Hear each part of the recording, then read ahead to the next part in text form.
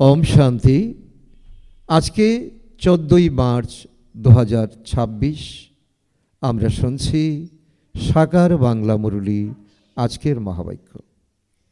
এই মহাবাক্যে বাবা বলেছেন, মিষ্টি বাচ্চারা, একমাত্র বাবা হলেন নম্বর 1 অ্যাক্টর, যিনি পতিতদের পবিত্র করার অ্যাক্ট করেন।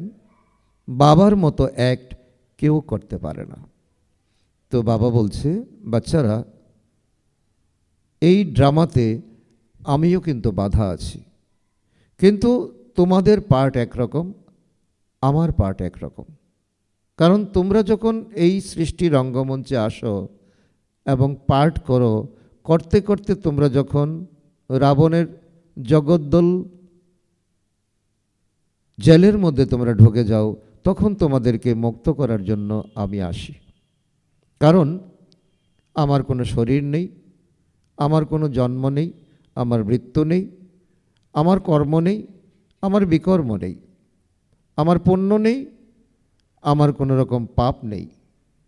তাই সেই পরমাত্মা এখন বলছে যে আমি হলাম নম্বর 1 অ্যাক্টর, আর আমার সবচেয়ে বড়, আমার যেমন আমার নাম তেমন আমার কর্তব্য, অর্থাৎ গুণবাচক এবং কর্তব্যবাচক নাম। তিনি এমন অ্যাক্ট করতে আসেন, অর্থাৎ যখন আমরা পতিত হয়ে যাই, আমাদেরকে পাবন করার জন্য তিনি আসেন দুনিয়াতে। তো বাবার সেই বাবার কর্তব্য কর্মকে আমাদের বোঝা যায়, এবং সারা দুনিয়ার মানুষকে এখন সেই সত্য কথাই বলা চাই যে এখন পিতা পরমাত্মার অ্যাক্টকে বুঝে এখন আমাদের পতিত থেকে পাবন হতে হবে। আজকের মুরলী থেকে প্রশ্ন, সন্ন্যাসীদের যোগ হলো দৈহিক যোগ, আত্মিক যোগ কেবল বাবা শেখান, কিভাবে?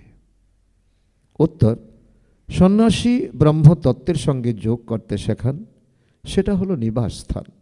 সুতরাং তাদের ওটা হলো দৈহিক যোগ। তত্ত্বকে সুপ্রিম বলে না।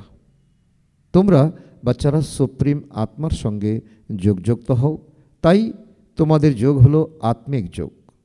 এই যোগ কেবল বাবা শেখাতে পারেন, অন্য কেউ নয়, কারণ উনি হলেন তোমাদের আত্মিক পিতা। বাবা আমাদের সেই জিসমানি যোগ, যারা হরযোগীরা অর্থাৎ যারা সন্ন্যাসীরা শেখায়, আর বাবা শেখান রাজযোগ। হরযোগীদের এই যোগ হলো দৈহিক যোগ, আর বাবা যে শেখাচ্ছেন তা হলো আত্মার যোগ। তো বাবা এখন বলছে যে তাদের ধারণা, তারা ব্রহ্মতত্ত্বকে ভগবান মানে, আর তোমরা তত্ত্বতে যিনি থাকেন পরম পিতা পরমাত্মা বাবা, তার সঙ্গে তোমরা যোগযুক্ত হও। আর এই যোগ পিতা পরমাত্মা ছাড়া আর দুনিয়াতে কেউ শেখাতে পারে না। কারণ সন্ন্যাসীরা বিদেশে যায় বলে আমরা ভারতের প্রাচীন রাজযোগ শেখাতে এসেছি, কিন্তু প্রাচীন রাজযোগ শেখানোর মালিক তো হলেন কেবল একজনই পিতা পরমাত্মা। তো তারা যে কথা গিয়ে বিদেশে বলে তা আসলে সত্য নয়। তো নম্বর 1 অ্যাক্টধারী বাবাকে গণবাচক কর্তব্যবাচক নামে জেনে এখন বাবার সঙ্গে সেই রাজযোগে স্থিত হয়ে আমাদের এখন পতিতপনা দূর করতে হবে। আজকের মুরলীর গীত, তু প্যার কা সাগর হ্যাঁ মে তেরা এক বোন কা প্যাসি হো, অর্থাৎ তুমি হলে ভালোবাসার সাগর, আমি তোমার এক বিন্দুর পিপাসী। ওম শান্তি। বাচ্চারা, অনেকে বলে ওম শান্তি অর্থাৎ নিজের আত্মার পরিচয় দেয়, কিন্তু নিজে বুঝতে পারে না। ওম শান্তির অনেক অর্থ বলে দেয়। কেউ বলে ওম অর্থাৎ ভগবান, কিন্তু তা নয়। এই আত্মা বলে ওম শান্তি। আমি আত্মার সধর্ম হলো শান্তি, তাই বলে আমি আত্মা শান্ত স্বরূপ। এই আমার শরীর, যার দ্বারা আমরা কর্ম করি, কতখানি সহজ। বাবাও বলেন ওম শান্তি, কিন্তু আমি সকলের পিতা হওয়ার দরুন, বীজরূপ হওয়ার দরুন রচনা রূপী বৃক্ষটি যে আছে, কল্পবৃক্ষ, তার আদি মধ্য অন্তকে আমি জানি। তো বাবা সেই পরম সত্য বলছেন যে আমি হলাম বীজরূপ, আমি তোমাদের পিতা, আর বীজরূপ অর্থাৎ তোমাদের রচনার রচয়িতা হওয়ার কারণে এই কল্পবৃক্ষের আদি মধ্য অন্তকে আমি জানি। তো বাবা বলছে লৌকিকে যেমন যে বৃক্ষকে দেখে আমরা অনুমান করতে পারি যে তার আদি মধ্য অন্ত, ঠিক তেমনি বাবাও বলেন আমি এই বীজরূপ হওয়ার কারণে, তোমাদের পিতা হওয়ার কারণে আর তোমাদের রচয়িতা হওয়ার কারণে, তো এই বৃক্ষের আদি মধ্য অন্তকে আমি জানি। যেমন তোমরা কোনো বৃক্ষ দেখলে তার আদি মধ্য অন্তকে জানো, ওই বীজ তো হলো জড়। অতএব বাবা বোঝান এ হলো কল্পবৃক্ষ, এর আদি মধ্য অন্তকে তোমরা জানতে পারো, আমি জানি। আমাকে বলে জ্ঞানের সাগর। বাচ্চারা, আমি বসে তোমাদের আদি মধ্যের অন্তের রহস্য বোঝাচ্ছি। এই যে নাটক, যাকে ড্রামা বলা হয়, তোমরা যে নাটকের অ্যাক্টর, বাবা বলেন আমিও অ্যাক্টর। বাচ্চারা বলে হে বাবা, পতিত পাবন অ্যাক্টর রূপে এসে পতিতদের পবিত্র করো।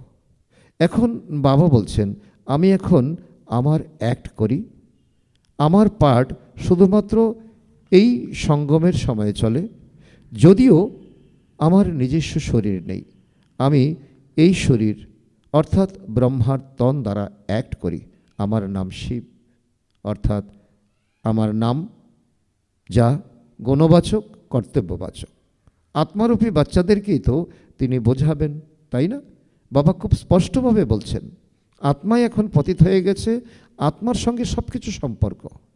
এই পাঁচ তত্ত্ব আর এই প্রাণীকুল, পশুকুল, এই আত্মার সঙ্গে সম্পর্কিত। এটা একটা শৃঙ্খল। পাঠশালা কখনো বানর বা পশুদের হয় না। এখন মনুষ্য আত্মা যদি সঠিক হয়ে যায়, এখন জন্তু জানোয়ারের মধ্যে প্রবৃত্তিও সঠিক হয়ে যাবে।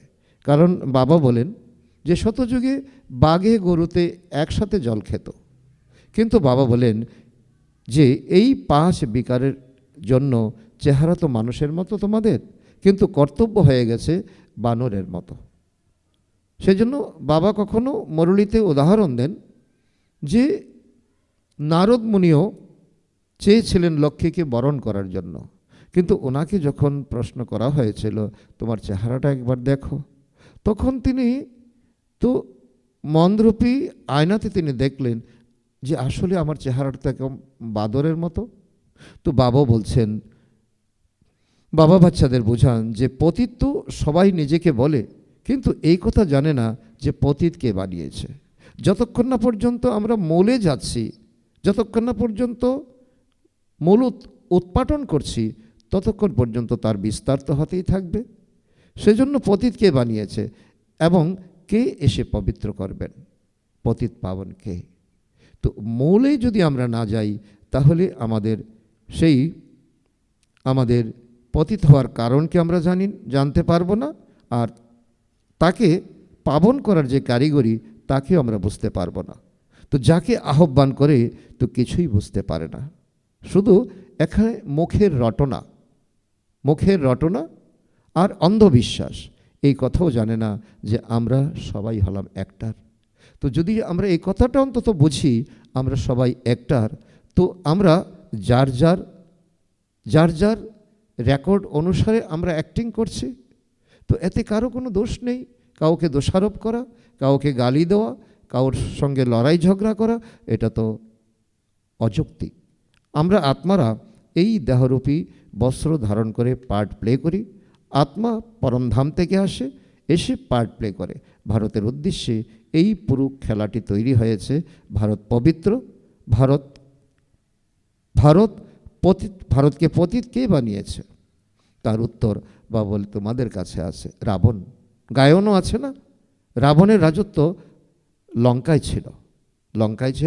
রাবণ ছিল পণ্ডিত, রাবণ ধনবান ছিলেন, রাবণ ব্রাহ্মণ ছিল, কিন্তু রাবণের একটাই বৈষম্য দেখানো হয়েছে, তার চরিত্র ছিল না।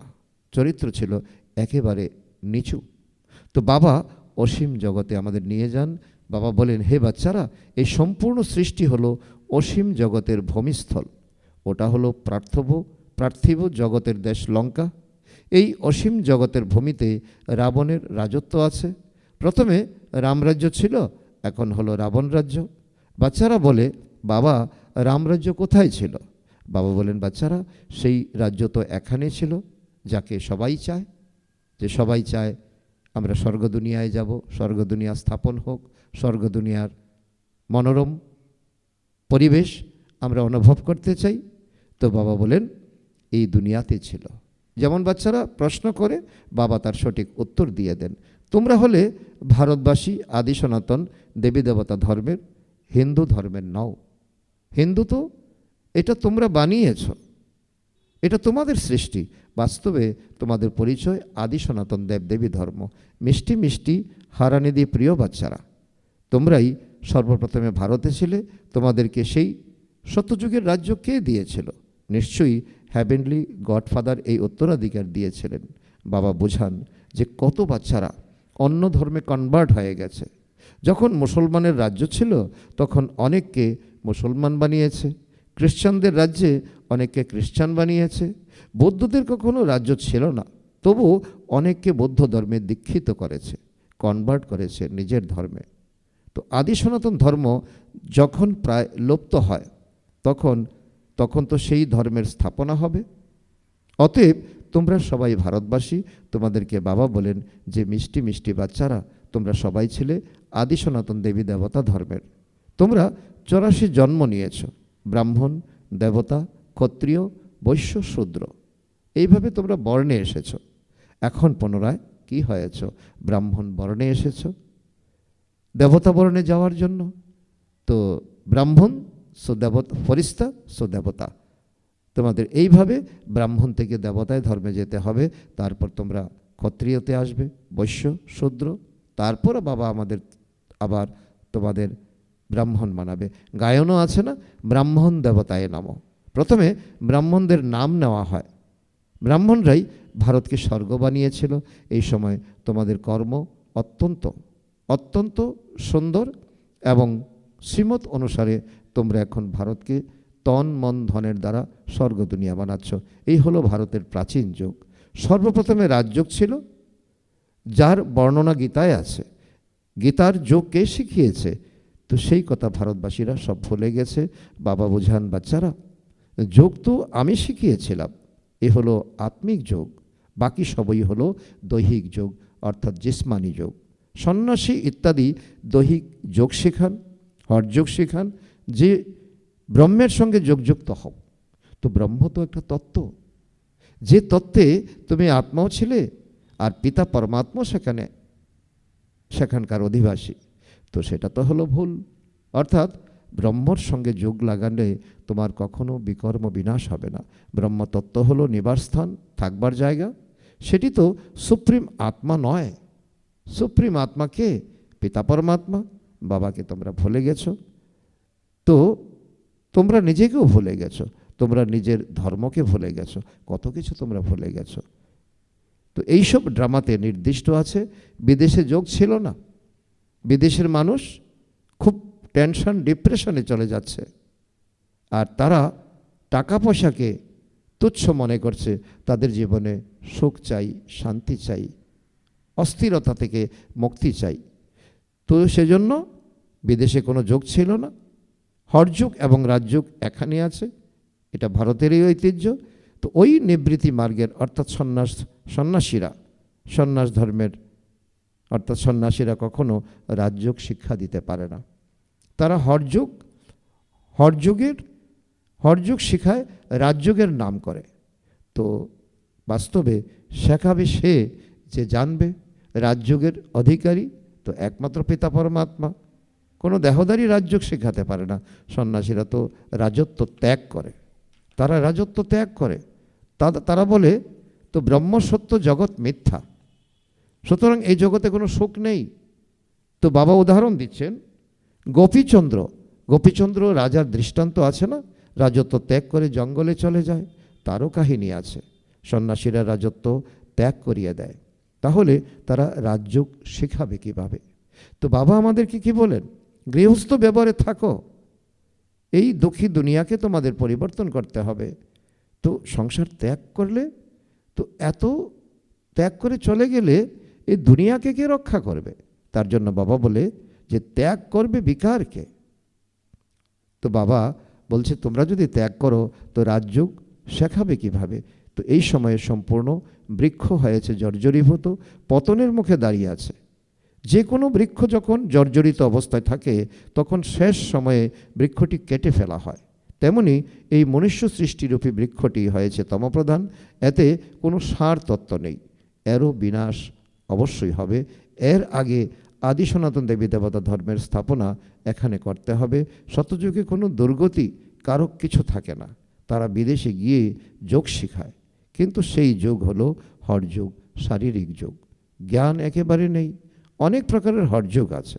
এ হলো রাজযোগ, যাকে আত্মিক যোগও বলা হয়। বাকি সব হলো দৈহিক বা শারীরিক যোগ, মানুষ মানুষকে শেখায়।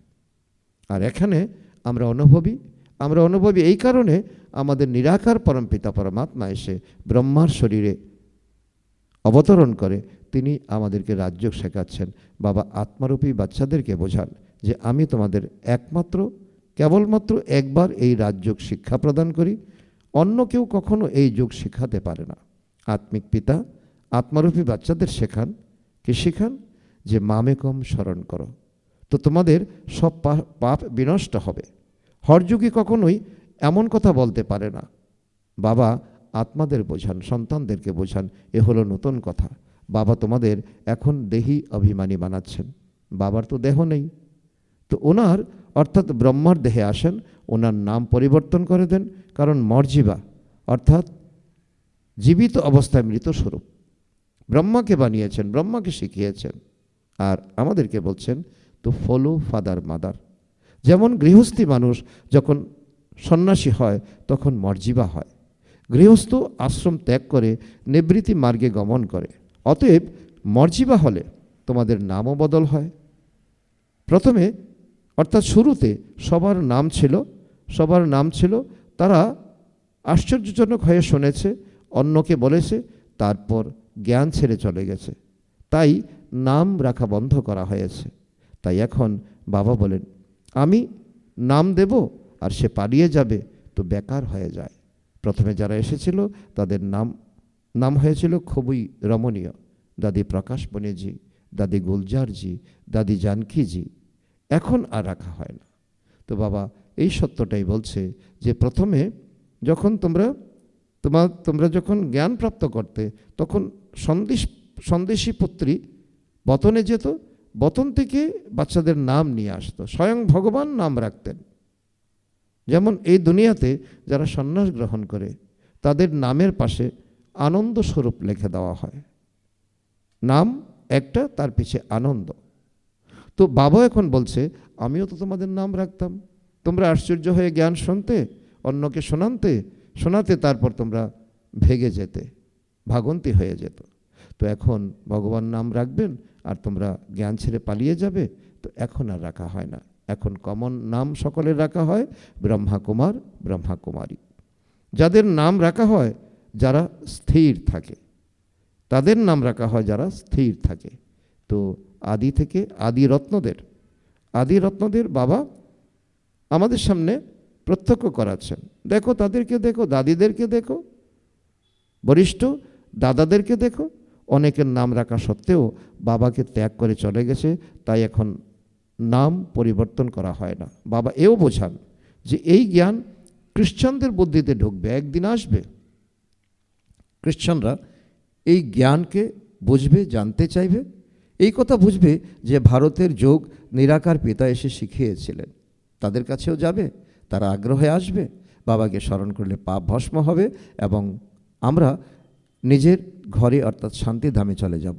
যারা এই ধর্মের হবে এবং কনভার্ট হয়েছে তারা জ্ঞান ধারণ করবে। তোমরা বাচ্চারা জানো যে মানুষের সদ্গতি করতে পারে না। এই দাদা অর্থাৎ ব্রহ্মা বাবা হলেন মানুষ, উনি বলেন আমি কারো সদ্গতি করতে পারি না।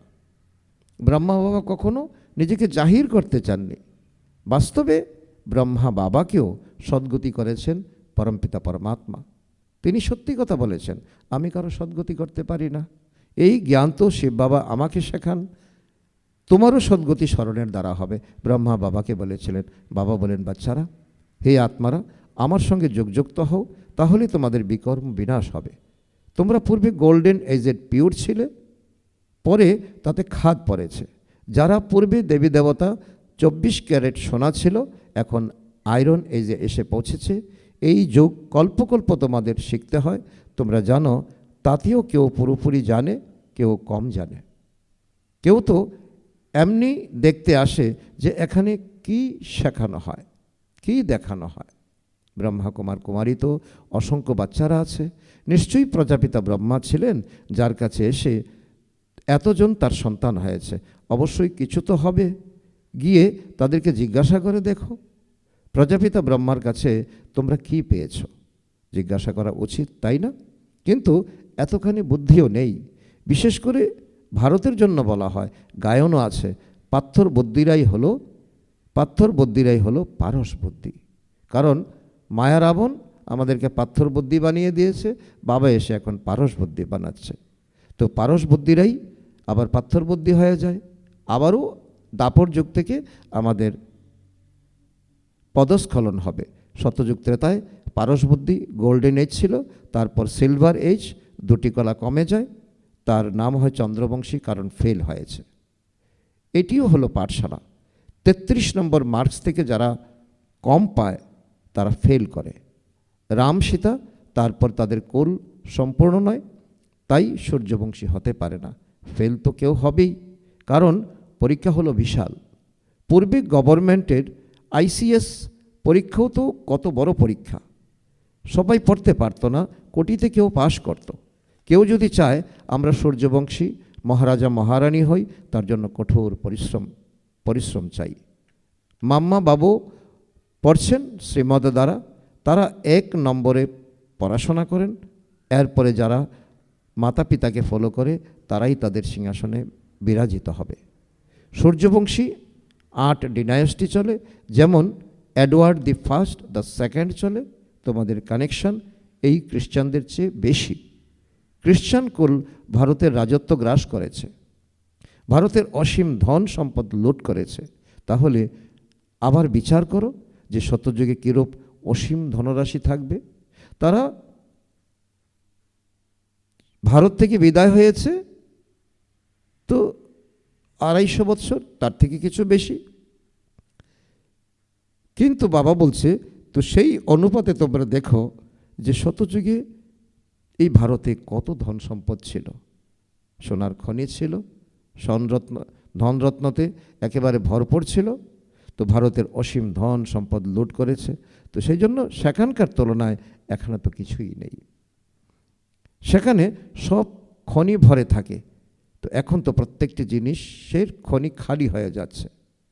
এখন এই মনুষ্য সভ্যতা একটা প্রশ্নবোধক চিহ্নের মধ্যে পড়ে গেছে। পুনরায় চক্র রিপিট হবে, তখন সব খনি ভরে যাবে।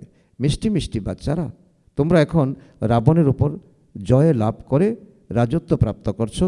পুনরায় অর্ধকল্প পরে এই রাবণ আসবে, তখন তোমরা এই রাজত্ব হারাবে। এখন ভারতবাসী করিতুল্য হয়েছে, আমি তোমাদের হিরেতুল্য বানিয়েছি, রাবণ তোমাদের করি সম করেছে। কেউ বুঝতে পারে না রাবণ কখন আসে।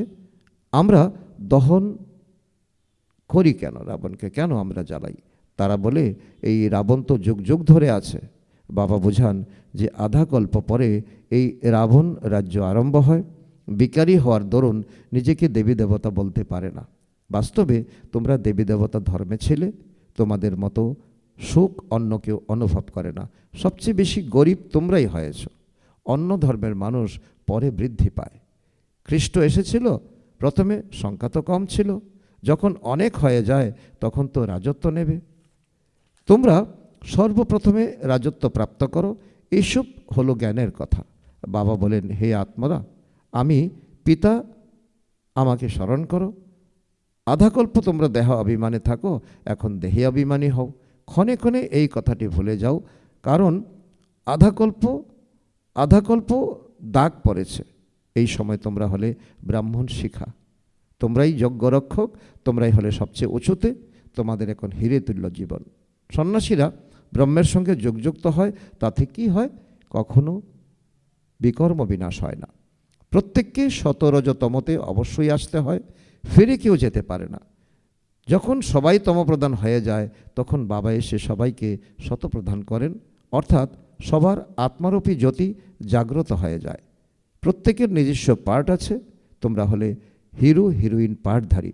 তোমরা ভারতবাসী হলে সবচেয়ে উঁচুতে, যার রাজ্য প্রাপ্ত করো, তারপরে হারাও। অন্য কেউ এই রাজ্য প্রাপ্ত করতে পারে না। তারা রাজ্য নেয় বাহুবলের দ্বারা। বাবা বুঝিয়েছেন, যারা বিশ্বের মালিক ছিল তারাই মালিক হবে। সুতরাং প্রকৃত রাজ্য বাবা ব্যতীত কেউ শেখাতে পারে না। যারা শেখায় সেসব হলো অযথার্থ যোগ, ফিরে তো কেউ যেতে পারে না। এখন হলো শেষ সময়, সবাই দুঃখ থেকে মুক্ত হয়, পুনরায় নম্বর অনুসারে আসতে হবে। প্রথমে সুখ দর্শন, পরে দুঃখ দর্শন করতে হবে। এসব কথা বুঝতে হবে। বলা হয়, হাত থাকবে কর্মে, মন স্মরণে। কাজ করতে থাকো, বুদ্ধিযোগ সবার সঙ্গে যুক্ত করো। তোমরা আত্মারা হলে প্রিয়তমা, এক প্রিয়তমের। এখন প্রিয়তম এসেছেন, সব আত্মাদের অর্থাৎ স্বজনীদের গুল গুল অর্থাৎ ফুল বানিয়ে নিয়ে যাবেন। এ হলো অসীম জগতের সাজন, অসীম জগতের স্বজনী। উনি বলেন, আমি সবাইকে নিয়ে যাব, তারপর নম্বর অনুসারে পুরুষার্থ অনুযায়ী গিয়ে পদ প্রাপ্ত করবে। গৃহস্থ ব্যবহারে থাকো, সন্তানদের রক্ষণাবেক্ষণ করো। হে আত্মা, তোমাদের মন বাবার দিকে রাখো, এই স্মরণ অভ্যাস করতে থাকো। বাচ্চারা জানে আমরা স্বর্গবাসী হই বাবাকে স্মরণ করলে। স্টুডেন্টদের তো খুশিতে থাকা উচিত। এ হলো খুব সহজ। ড্রামা অনুসারে সবাইকে পথ বলে দিতে হবে, কারো সঙ্গে তর্ক করার দরকার নেই। এখন তোমাদের বুদ্ধিতে সম্পূর্ণ জ্ঞান আছে। মানুষ রোগমুক্ত হলে অভিনন্দন জানায়। এখানে তো সম্পূর্ণ দুনিয়া হলো রোগী। কিছু সময়ের মধ্যেই জয় জয়কার হয়ে যাবে। আচ্ছা, মিষ্টি মিষ্টি হারানিধি বাচ্চাদের প্রতি মাতা পিতা বাপদাদার স্মরণের স্নেহসুমন আর সুপ্রভাত। আত্মাদের পিতা তার আত্মারূপী বাচ্চাদের জানান নমস্কার। আমরা আত্মারূপী সন্তানরা আমাদের মাতা পিতা বাপদাদাকে জানাই স্মরণের স্নেহসুমন, সুপ্রভাত, নমস্কার। ধন্যবাদ বাবা, ধন্যবাদ। আজকের মুরলী থেকে ধারণার জন্য মুখ্যসার। প্রথম পয়েন্ট, প্রকৃত সত্য প্রিয়তমা হয়ে হাতে কাজ করাকালীন বুদ্ধি দ্বারা প্রিয়তমকে স্মরণ করার প্র্যাকটিস করতে হবে। বাবার স্মরণ দ্বারা আমরা স্বর্গবাসী হচ্ছি, এই খুশিতে থাকতে হবে। 2 নম্বর পয়েন্ট, সূর্যবংশী কুলে সিংহাসনে বিরাজিত হওয়ার জন্য মাতা পিতাকে পুরোপুরি ফলো করতে হবে। বাবার মতো নলেজফুল হয়ে সবাইকে পথ বলে দিতে হবে। আজকে বাপদাদার মধুর বরদান আমরা বাচ্চাদের প্রতি। মুকুট আর তিলক ধারণ করে বাপদাদার সহায়তাকারী হৃদয় সিংহাসনে অধিষ্ঠিত ভব। মুকুট আর তিলক ধারণ করে বাপদাদার সহায়তাকারী হৃদয় সিংহাসনে অধিষ্ঠিত ভব। যখন কেউ সিংহাসনে বসে তখন তার নিদর্শন হলো তিলক আর মুকুট। এরকম যারা হৃদয় সিংহাসনে অধিষ্ঠিত হয় তাদের কপালের উপর সর্বদা অবিনাশী আত্মার স্থিতির তিলক দূর থেকে লক্ষ্য করা যায়। সকল আত্মাদের কল্যাণের শুভভাবনা তাদের নয়নের দ্বারা, মুখের দ্বারা প্রকাশ পায়। তাদের প্রত্যেক সংকল্প, বাণী আর কর্ম বাবার সমান হয়। আজকের স্লোগান, সরল স্মরণের জন্য সরলতার গুণ ধারণ করো, সংস্কারগুলিকে সরল বানাও। সরল স্মরণের জন্য সরলতার গুণ ধারণ করো, সংস্কারগুলিকে সরল বানাও। আজকের অব্যক্ত ইশারা, নিশ্চয়ের ফাউন্ডেশনকে মজবুত করে সদা নির্ভয় আর নিশ্চিত থাকো। এর অন্তর্গত বাবা বলেছেন, বিজয়ী হওয়ার ফাউন্ডেশন হলো নিশ্চয়। ফাউন্ডেশন যদি পাক্কা হয় তাহলে বিল্ডিং নড়তে পারবে না, নিশ্চিন্ত থাকে। কিন্তু কেবল বাবাতে নিশ্চয় নয়, নিজের উপরে নিশ্চয়, ড্রামার উপরেও নিশ্চয়। বাহ ড্রামা বাহ! যদি ড্রামাতে নিশ্চয় থাকে তাহলে অকল্যাণের কথাও কল্যাণে পরিবর্তন হয়ে যাবে। আচ্ছা, ওম শান্তি।